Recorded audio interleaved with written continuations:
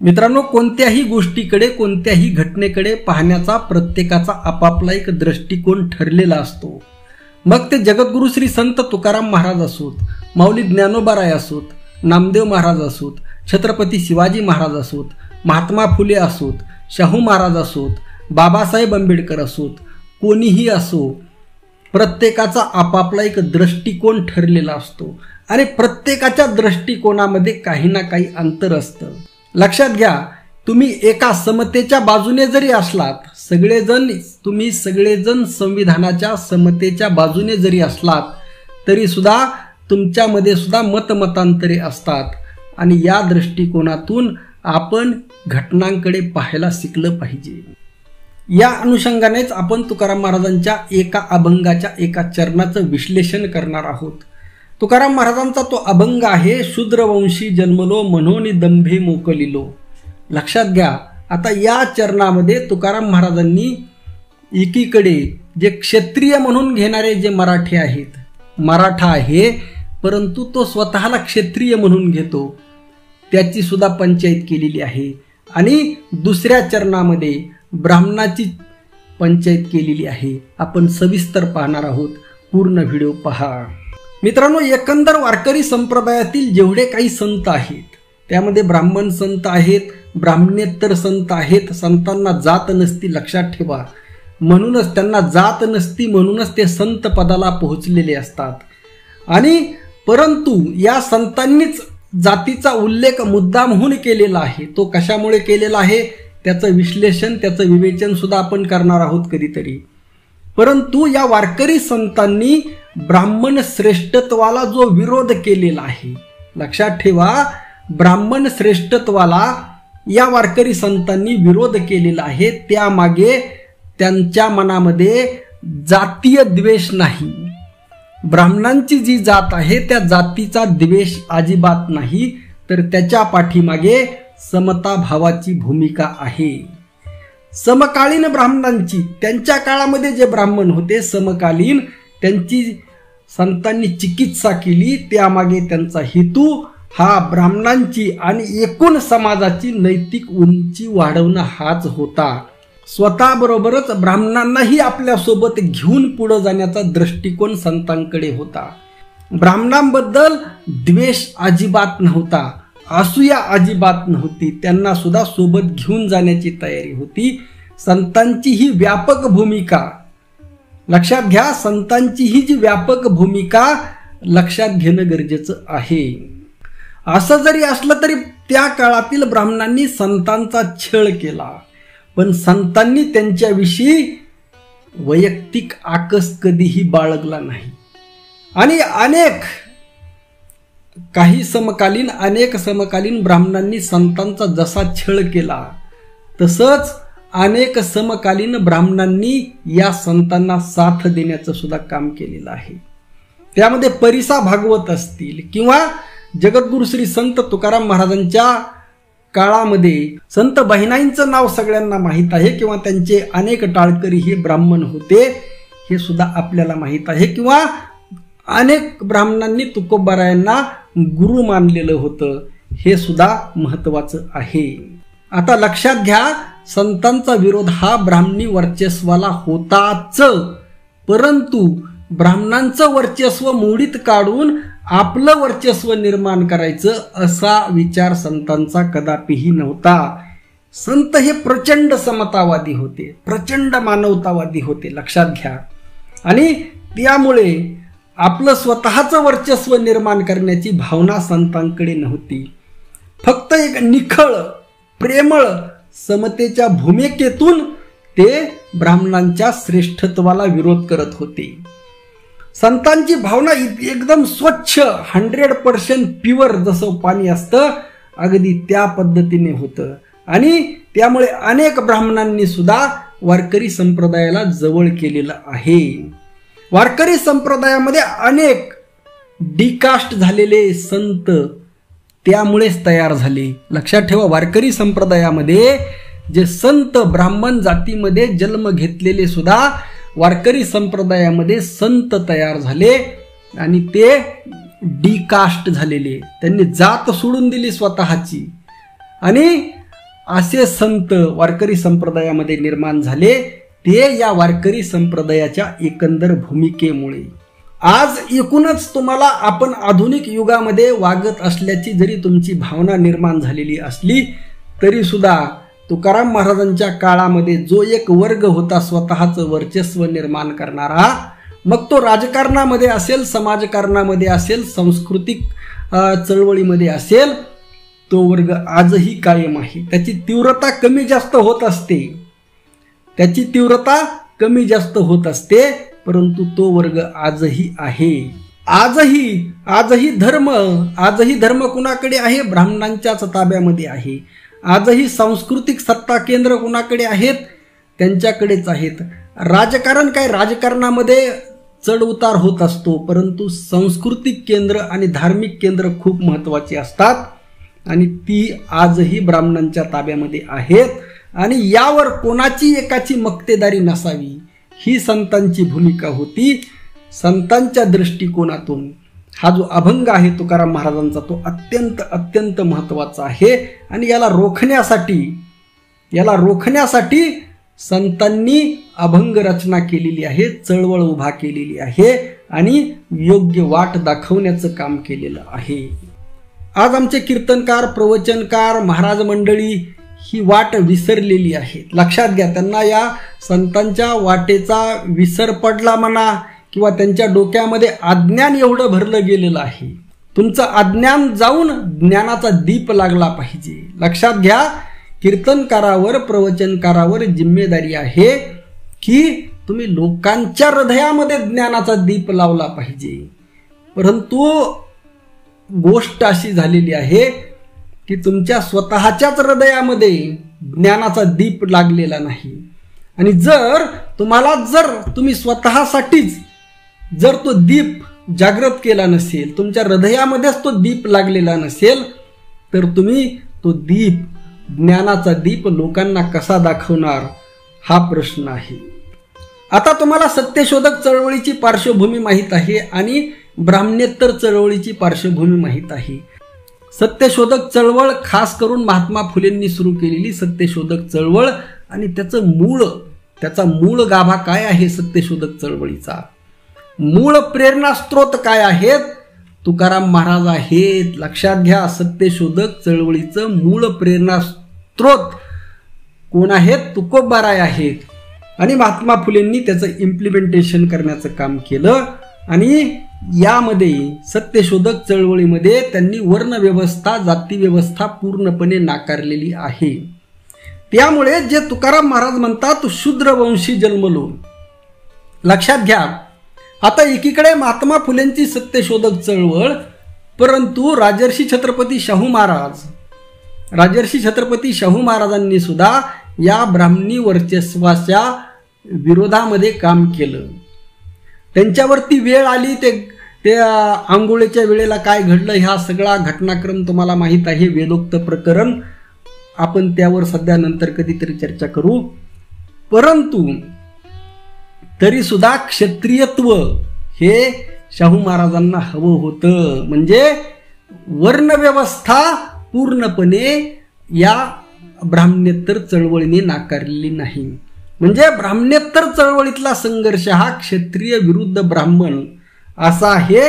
आणि त्यामुळेच पारक्षात्र जगद्गुरु हे जे पद आहे, ब्राह्मणामध्ये जसं शंकराचार्य आहे तसंच आपल्या क्षत्रियाचा सुद्धा जगद्गुरु असला पाहिजे. त्यामुळे क्षात्र जगद्गुरु पद हे शाहू महाराजांनी निर्माण केलं.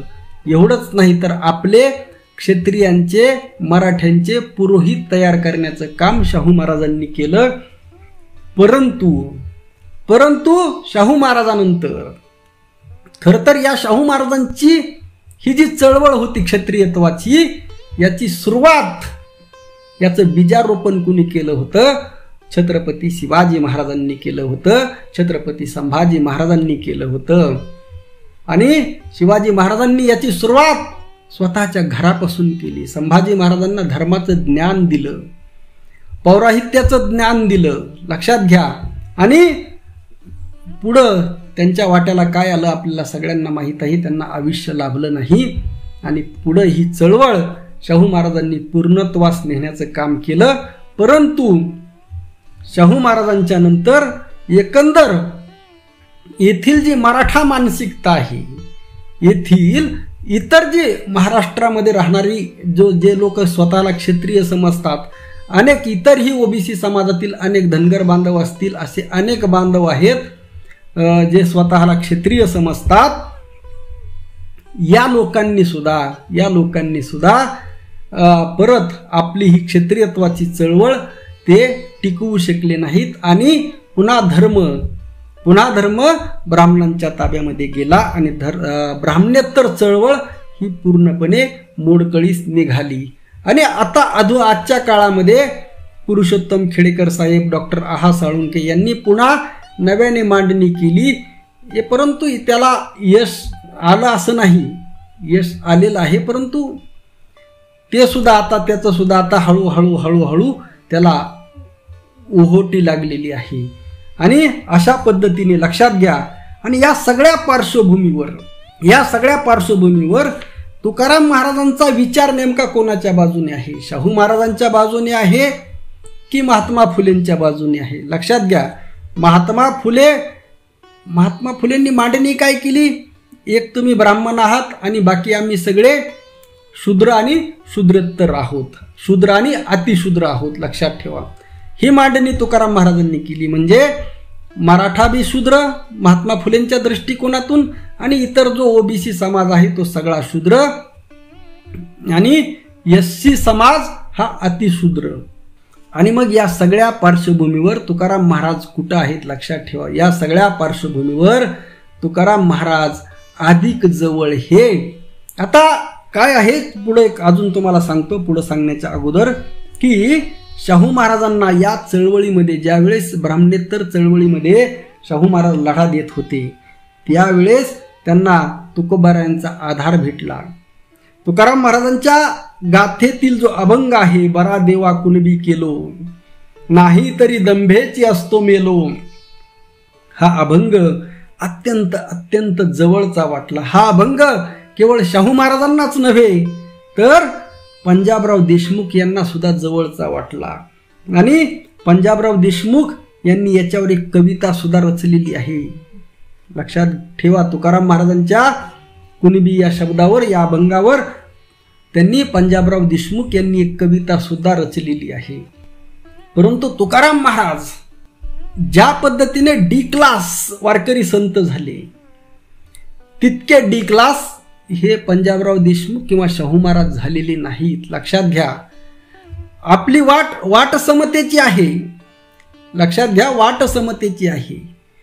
त्याच शाहू महाराजांना बाबासाहेबांनी प्रेरणा म्हटलेलं आहे. लक्षात ठेवा, आदर्श म्हटलेला आहे, पिलर ऑफ डेमोक्रेसी म्हटलेलं आहे.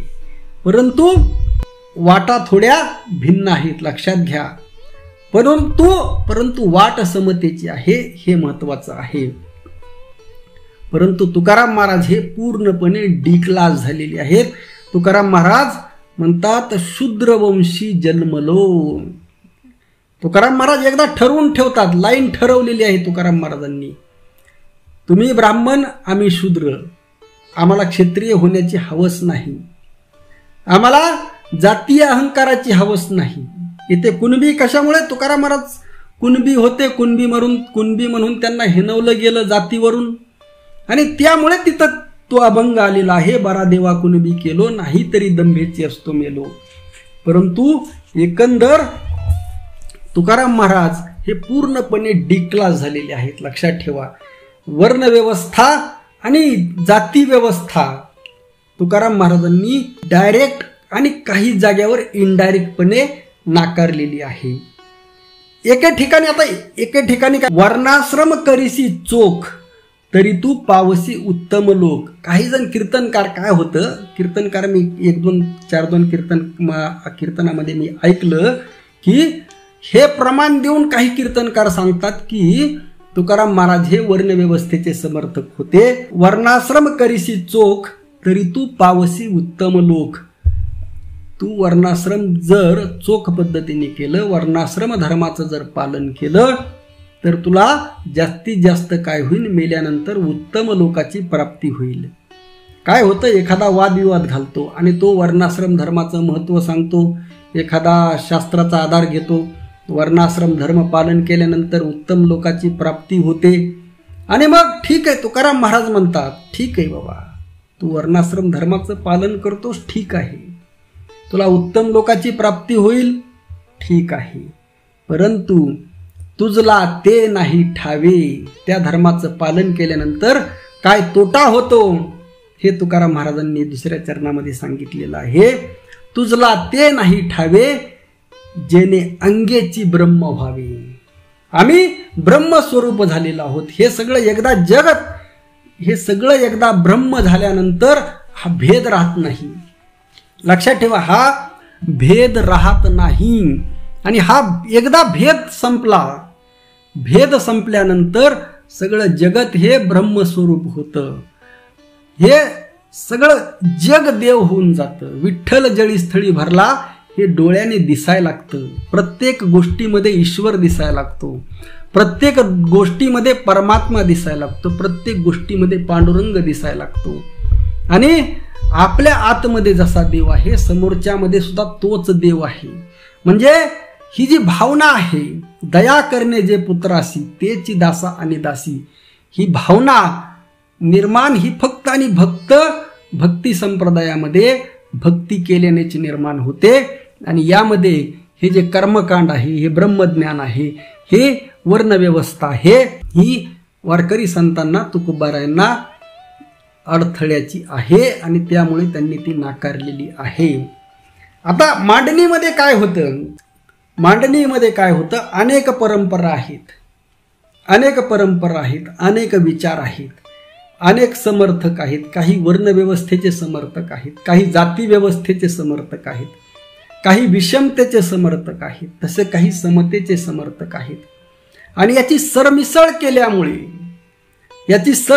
केल्यामुळे आणि आजच्या काळामध्ये तर जास्ती खिचडी झालेली आहे. आणि एवढी खिचडी एकत्रित अशी शिजवल्यामुळे त्यातील काय खरं आणि काय खोटं हे लोकांना कळायला मार्ग नाही. आणि त्यामुळे सध्या अध्यात्माचं स्वरूप फक्त मनोरंजन उरलेलं आहे. अध्यात्माचं स्वरूप फक्त सध्या विनोद उरलेला आहे. आणि संतांचे हे खरे विचार आहेत जे डी क्लास होणारे आहेत, माणसाला माणूस बनवणारे आहेत, मानवाला न पाहे याती कुळाचा विचार, इथपर्यंत जे माऊली ज्ञानोबाराय गेले होते त्यापासून दूर नेणारे विचार सध्या वारकरी संप्रदायामध्ये सांगितले जात आहेत. हे वारकरी संप्रदायाचं आजचं दुर्दैव आहे. आणि यासाठी रोज एक तुकोबारायांचा विचार आपण समजून घेणार आहोत. आणि त्याची ही सिरीज आहे. फक्त तुमचं काम आहे जास्तीत जास्त लोकांपर्यंत हे गेलं पाहिजे. काय होतं, इतर विषयावर मी व्हिडिओ बनवतो, राजकारणावर, त्याच्यावर भरपूर चलते, भरपूर लोक बघत, परंतु तुकाराम महाराजावर, वारकरी संप्रदायावर तुम्ही बघत नाही. आणि यामध्ये तुमचा तोटा आहे. तुम्ही इतर विषयावर प्रबोधन केलं, तुम्ही बघता, परंतु प्रबोधनाचा पायाच बेस तुकाराम महाराज आहेत, समतेचा पायाच तुकाराम महाराज आहेत. आणि त्यामुळे तुमच्या सर्वांची जिम्मेदारी आहे पूर्ण व्हिडिओ पाहणं, रोजची रोज पूर्ण व्हिडिओ पाहणं आणि जास्तीत जास्त लोकांपर्यंत हे व्हिडिओ शेअर करणं ही तुमच्या सर्वांची जिम्मेदारी आहे. आणि परत परत पहा, आपल्या मित्रांना, त्यांना सर्वांना ऐकायला लावा.